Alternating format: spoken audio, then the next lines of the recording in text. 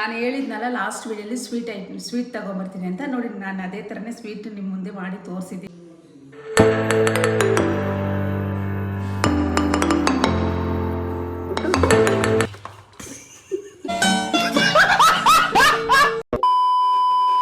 ನಮಸ್ತೆ ಕನ್ನಡಿಗರೇ, welcome to my channel. Last time ಹೇಳಿದ್ನಲ್ಲ ನಿಮಗೆ ಒಂದು ಒಳ್ಳೆ ಸ್ವೀಟ್ ರೆಸಿಪಿ ತರ್ತೀನಿ ಅಂತ. ಇವಾಗ ನಾನು ಏನು ಮಾಡ್ತಾಯಿದ್ದೀನಿ ಅಂತ ತೋರಿಸ್ತೀನಿ ಬನ್ನಿ. ಇವಾಗ ನಾನು ಮಾಡ್ತಾ ಇರೋದು ಚಂಪಾಕಲಿ ಅಂತ, ಚಂಪಾಕಲಿ ಸ್ವೀಟ್ ಮಾಡ್ತಾ ಇದ್ದೀನಿ. ವಾರೆ ಮೇರಿ ಲಡ್ಕಿ, ನಿನ್ನಂತವ್ರು ಇನ್ನೂ ಈ ದೇಶದಲ್ಲಿ ಇದಾರ? ನೀನ್ ಪಾದ ಜೆರಾಕ್ಸ್ ಮಾಡ್ಕೊಟ್ಬಿಡು, ದಿನ ಸಾಯಂಕಾಲ ಬೆಳಿಗ್ಗೆ ಇಟ್ಕೊಂಡು ಪೂಜೆ ಮಾಡ್ತೀನಿ. ಇವಾಗ ಬೇಕಾಗಿರೋ ಪದಾರ್ಥಗಳು ಇದಕ್ಕೆ 5 ಐಟಮು. ಫಸ್ಟು ಮೊದಲನಾಗಿ 1.5 ಲೀಟ್ರ್ ಹಾಲು, ಇದು ಚೆರಿ, 1 ಕಪ್ ಸಕ್ಕರೆ, ಕಾರ್ನ್ಫ್ಲೋರು, ನಿಂಬೆಹಣ್ಣು ರಸ ಮತ್ತು ಇದಕ್ಕೆ ಕೇಸರಿ. ಇವಾಗ ನಾನು ಏನು 1.5 ಲೀಟ್ರ್ ಹಾಲು ತೊಗೊಂಡಿದ್ದೀನಿ ಎಲ್ಲ ನೋಡಿ ಪಾತ್ರೆ ಕಟ್ ಮಾಡಿ ಈ ಪಾತ್ರೆಗೆ ಹಾಕ್ಕೊಂಡಿದ್ದೀನಿ. ನೋಡಿ 1.5 ಲೀಟ್ರ್ ಹಾಲು ಇದು. ಇದನ್ನು ನಾವು ಇವಾಗ ಸ್ಟವ್ ಮೇಲೆ ಇಡ್ತಾಯಿದ್ದೀನಿ. ಇದು ಸ್ಟವ್ ಮೇಲೆ ಇಟ್ಬಿಟ್ಟು ಚೆನ್ನಾಗಿ ಕಾಯಬೇಕಿದು. ತುಂಬ ಚೆನ್ನಾಗಿ ಕಾಯ್ದಾದ್ಮೇಲೆ ನಾವು ಅದನ್ನು ಏನು ಮಾಡಬೇಕು ಅಂದ್ಬಿಟ್ಟು ಮುಂದೆ ಬಿಡೋದ್ರಲ್ಲಿ ತೋರಿಸ್ತೀವಿ. ಇದು ಚೆನ್ನಾಗಿ ಹಾಲು ಕಾಯಿಸೋಕ್ಕಿಟ್ಟಿದ್ಮೇಲೆ ಚೆನ್ನಾಗಿ ಉಕ್ಕು ಬರಬೇಕು. ಕಾಯಿಬಿಟ್ಟು ಚೆನ್ನಾಗಿ ಉಕ್ಕು ಬಂದಮೇಲೆ ಆಮೇಲೆ ಇದಕ್ಕೆ ನಾವು ಏನು ಹಾಕ್ಬೇಕಂತ ನಿಮಗೆ ತೋರಿಸ್ತೀವಿ.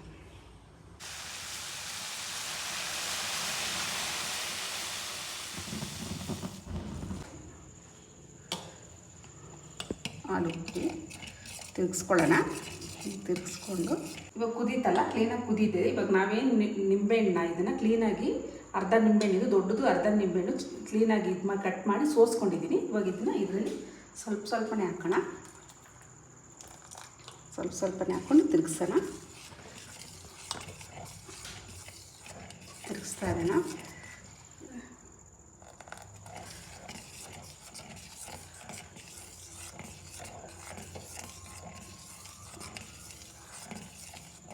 ನಿಧಾನಕ್ಕೆ ತಿರುಗಿಸೋಣ. ತಿರುಗಿಸಿ ಉಳ್ಳಿದು ಹಾಕ್ಬಿಡ್ತೀನಿ. ಈ ಥರ ನಮಗೆ ಈ ಥರ ಬರಬೇಕು ನೋಡಿ. ಈ ಥರ ಹಾಲು ಪೂರ್ತಿ ಬಿಟ್ಕೊಂಡ್ಬಿಟ್ಟು ನಮ್ಗೆ ನೋಡಿ ಈ ಥರ ನಮ್ಮ ಪನ್ನೀರ್ ಸಿಗ್ತದೆ. ಇದು ಇಂತಹ ಹಲವು ಸಂಗತಿಗಳ ನಡುವೆ ನಮ್ಮನ್ನ ಕಾಡುವಂತಹ ಕಟ್ಟ ಕಡೆಯ ಪ್ರಶ್ನೆ ಹೀಗೂ ಉಂಟೆ. ಇವಾಗ ನಾನು ಸ್ಟವ್ ಆಫ್ ಮಾಡಿದೆ. ಆಫ್ ಮಾಡಿಬಿಟ್ಟು ಇವಾಗ ಒಂದು ಜಾಲರಿ ತಗೊಂಡು ಅದ್ರ ಕೆಳಗಡೆ ಒಂದು ಬೌಲ್ ತೊಗೊಂಬಿಟ್ಟು ಅದು ಒಂದು ಬಟ್ಟೆ ತೊಗೊಬೇಕು. ಕಾಟನ್ ಬಟ್ಟೆಗೆ ಕ್ಲೀನಾಗಿ ನಾವು ಸೋಸ್ಕೊಂಬಿಡೋಣ.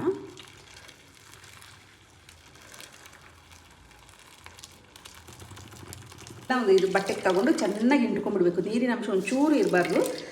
ಸ್ವಲ್ಪ ನಾವು ಕ್ಲೀನಾಗಿ ಕಟ್ಬಿಟ್ಟು ಸ್ವಲ್ಪ ಒಂದು 10 ನಿಮಿಷ ಇಡೋಣ. ಇವಾಗ ನಾವು ಇದಕ್ಕೆ ತಣ್ಣೀರು ಹಾಕ್ಕೊಂಡು ಮಿಕ್ಸ್ ಮಾಡ್ಕೊಳ್ಳೋಣ. ಏನು ತಣ್ಣೀರು ಹಾಕ್ತಾಯಿದ್ದೀವಿ ಅಂತಂದರೆ ನಾವು ನಿಂಬೆಹಣ್ಣು ಹಿಂಡಿರ್ತೀವಲ್ವ, ಅದು ಹುಳಿನ ಅಂಶ ಇದ್ರಲ್ಲಿ ಸೇರ್ಕೊಂಡ್ಬಿಟ್ಟಿರುತ್ತೆ. ಹಂಗಾಗಿ ತಣ್ಣೀರಲ್ಲಿ ಹಾಕ್ಕೊಂಬಿಟ್ಟು ಸ್ವಲ್ಪ ಚೆನ್ನಾಗಿ ನಾವು ವಾಶ್ ಮಾಡ್ಕೊಂಬಿಟ್ರೆ ಆ ನಿಂಬೆಹಣ್ಣಿದೆಲ್ಲ ಹೋಗ್ಬಿಡುತ್ತೆ. ಇಲ್ಲಾಂದರೆ ನಮಗೆ ಸ್ವೀಟ್ ಚೆನ್ನಾಗಿರಲ್ಲ.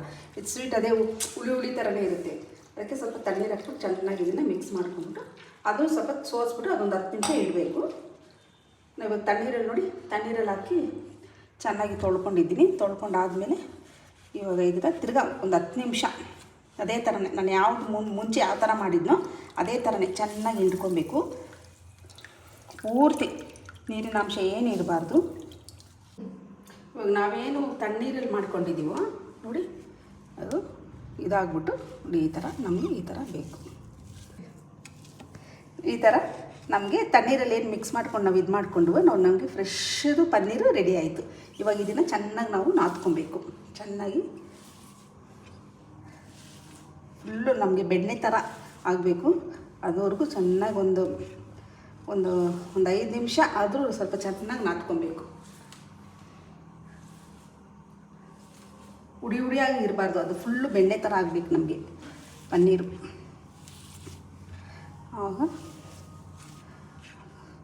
ಇವಾಗ ನಾವು 1 ಸ್ಪೂನು ಕಾರ್ನ್ಫ್ಲೋರ್ ಹಾಕ್ಕೊತಾ ಇದ್ದೀನಿ. ಕಾರ್ನ್ಫ್ಲೋರ್ ಏನಂದರೆ ಅದು ಕೋಟಿಂಗ್ ಚೆನ್ನಾಗಿ ಬರಲಿ ಅಂತ ಅಷ್ಟೇ, ಇನ್ನೇನಿಲ್ಲ. ಚೆನ್ನಾಗಿ ನಾದ್ಕೊಬೇಕು ಅದು. ಏನಪ್ಪ ಇಷ್ಟೊಂದು ಇದು ಕಷ್ಟ, ಇದು ಸ್ವೀಟು ಮಾಡ್ಕೊಂಡು ತಿನ್ನೋದು ಆ ಥರಲ್ಲೇ ಏನಿಲ್ಲ. ಮನೇಲಿ ಮಾಡ್ಕೊಂಡು ತಿಂದರೆ ನಮಗೂ ಒಂಥರ ತೃಪ್ತಿ ಇರುತ್ತೆ. ಅಂಗಡೀಲಿ ಒಂದು ಸ್ವೀಟೇ ಇದು 25 ರೂಪಾಯಿ ಸ್ವೀಟ್. ಇದು 1/4 kg ಒಂದು 4 ಸ್ವೀಟ್ ಬರಲ್ಲ ಇದು. ನಾನೇನು ಕೇಸರ್ ತಗೊಂಡಿದ್ದೀನೋ ಅದನ್ನು ನೋಡಿ ನೀರಲ್ಲಿ ಸ್ವಲ್ಪ ನೀರು ಹಾಕ್ಕೊಂಡು ಸ್ವಲ್ಪ ಕಲರ್ಗೆ, ಸುಮ್ಮನೆ ನಾವು ಕಲರ್ ಪೌಡ್ರೆಲ್ಲ ಹಾಕೋದು ಬೇಡ, ಹೀಗಾಗಿ ಸ್ವಲ್ಪ ಕೇಸರ್ ತಗೊಂಡು ಇದು ಮಾಡಿಕೊಂಡ್ರೆ ಸ್ವಲ್ಪ ಕಲರ್ಗೆ ಚೆನ್ನಾಗಿರುತ್ತೆ. ಸುಮ್ಮನೆ ಕಲರ್ ಫುಡ್ ಕಲರು ಅವೆಲ್ಲ ಚೆನ್ನಾಗಿರಲ್ಲ.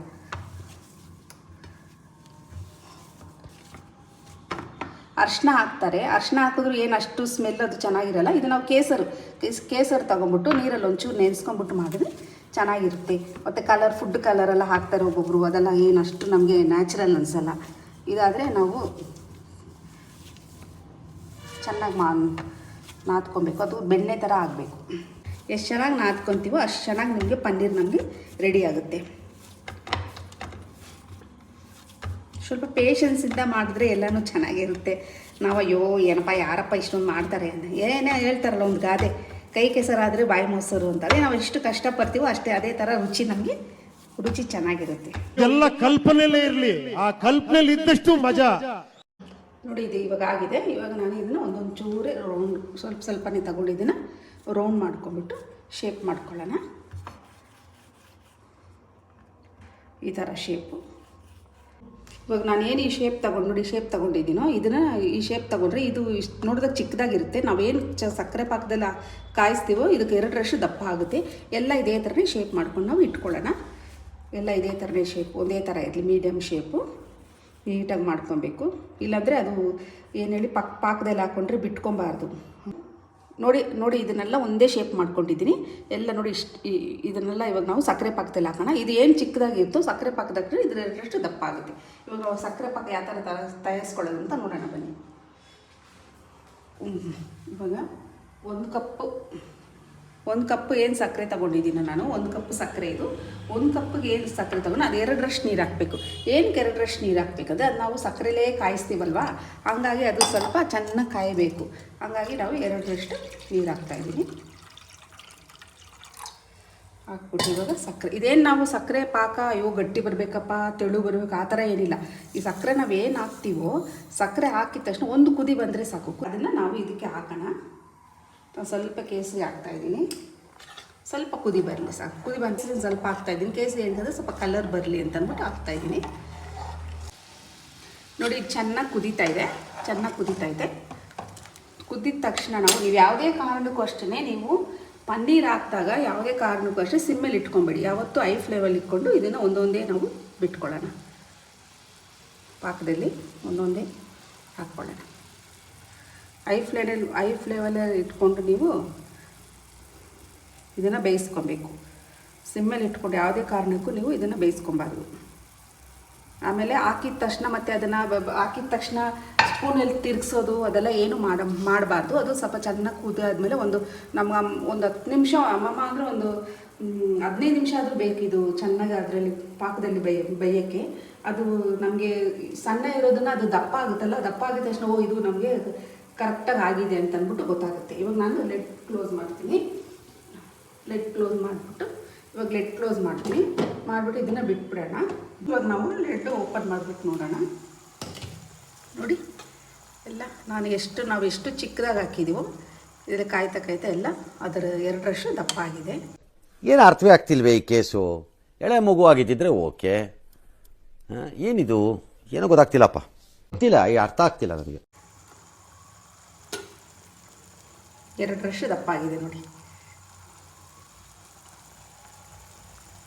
ಇವಾಗ ಲೆಡ್ ಆಫ್ ಮಾಡ್ತಾ ಇದ್ದೀನಿ. ಇವಾಗ ನೋಡಿ ನಮಗೆ ಹಿಂಗಾಗಿದೆಯಲ್ಲ, ಇದನ್ನು ನಾವೇನು ಮಾಡಬೇಕಂತಂದ್ರೆ ಸ್ವಲ್ಪ ಆರಬೇಕು. ಆರಾದಮೇಲೆ ಇದನ್ನು ನಾವೇನು ಮಾಡಬೇಕು, 3 ಅವರ್ ಫ್ರೀಝರಲ್ಲಿ ಇಡಬೇಕು. ನಾನು ಇದು ಸಿರಪ್ಪೆಲ್ಲ ಚೆನ್ನಾಗಿ ಇದಾಗೈತಲ್ಲ, ಇವಾಗ ಇದನ್ನು ನಾನು ಹೇಳಿದ್ದೀನಲ್ಲ ನಿಮಗೆ 3 ಅವರ್ ಫ್ರಿಜ್ಜಲ್ಲಿ ಇಡಬೇಕು ಅಂತ. ಇವಾಗ ನಾನು ಎತ್ತಿ ಫ್ರಿಜ್ಜಲ್ಲಿ ಇಡ್ತೀನಿ. ಇದು ಫ್ರಿಜ್ಜಲ್ಲಿ ಇಡ್ತಾ ಇದ್ದೀನಿ. 3 ಅವರ್ ಚೆನ್ನಾಗಿ ನೆನಿಬೇಕು. 3 hours later. 3 ಅವರ್ ಆಗಿದೆ. ಇವಾಗ ತೆಗಿತಾ ಇದ್ದೀನಿ. ಕರೆಕ್ಟಾಗಿ 3 ಅವರ್ ಫ್ರಿಜ್ಜಲ್ಲಿ ಇಟ್ಟಿದ್ದೆ.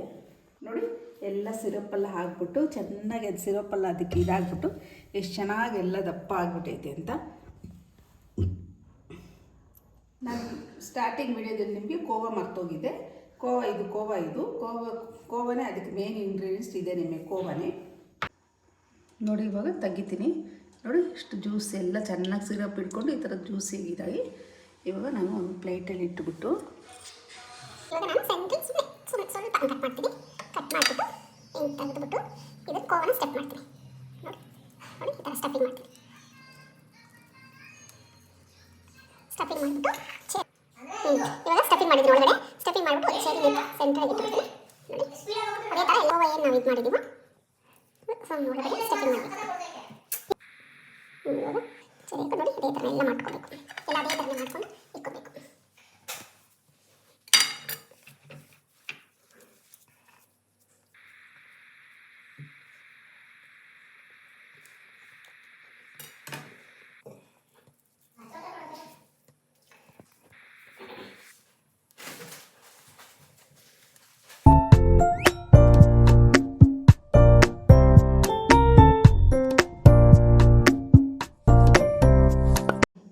ನೋಡ್ತಾ ಇದ್ದೀರಲ್ಲ ಎಷ್ಟು ಕಲರ್ಫುಲ್ಲಾಗಿ ಕಾಣ್ತಾ ಐತೆ ಅಂತ. ಎಷ್ಟು ಕಲರ್ಫುಲ್ ಆಗೈತೆ ನೋಡ್ರಿ. ಇವಾಗ ಇದನ್ನು ನಾನು ಟೇಸ್ಟ್ ಮಾಡಿ ಹೇಳ್ತೀನಿ. ಇವಾಗ ನೋಡಿ ತಗೊಳ್ತೀನಿ. ತಗೊಂಡ್ಬಿಟ್ಟು ನೋಡಿ ಎಷ್ಟು ಜ್ಯೂಸಿಯಾಗಿ ಬರ್ತೈತೆ ನೋಡಿ. ಎಷ್ಟು ಜ್ಯೂಸ್ ಹೆಂಗೆ ಸೋರ್ತೈತೆ ಸೇಮ್.